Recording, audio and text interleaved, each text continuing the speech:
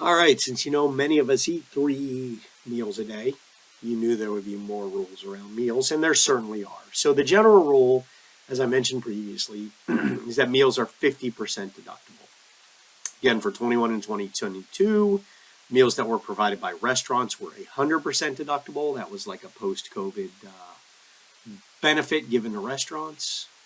Meal costs must be reasonable, must have a taxpayer or employee present, and must be directly associated with the active conduct of a business to be deductible.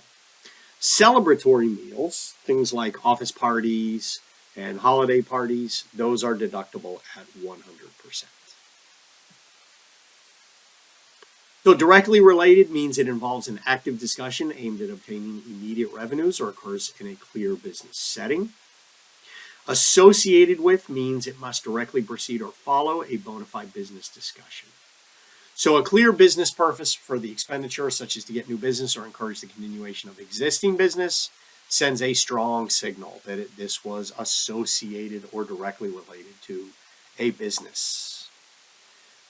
So let's say you drive to meet a client, you have dinner at a restaurant with them, where substantial business is discussed, then you attend a sporting event and you drive home. The meal would be 100% deductible because it's at a restaurant in 2022, 50% otherwise. But the sporting event cost, those are non-deductible entertainment costs. In this case, you probably, assuming that your tax home is not nowhere, you'd also be able to deduct your mileage for this. Let's say you drive to meet a client, attend a sporting event where substantial business is discussed, and then you drive home. So you did all the talking at the sporting event, doesn't matter, non-deductible entertainment, as I said at the end of the previous video. So let's talk through meals that are not subject to the 50% limit. Again, restaurant meals. De minimis food, such as soda, coffee, donuts, bagels for employees. This must be a minor cost. It must be difficult to administer or hard to track. Employee parties. These must be for the benefit of rank and file employees. You can't just, the partners can't have a partners only party. Well, they can.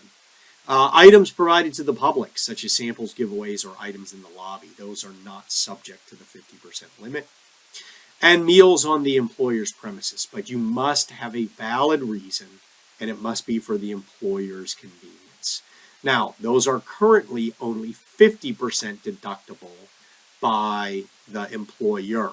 So if they're doing the meals on the employer's premises, it's a 50% deduction. Those actually turn into non-deductible starting in 2026. All right, we'll do gifts in the next video, even though meals was a short one.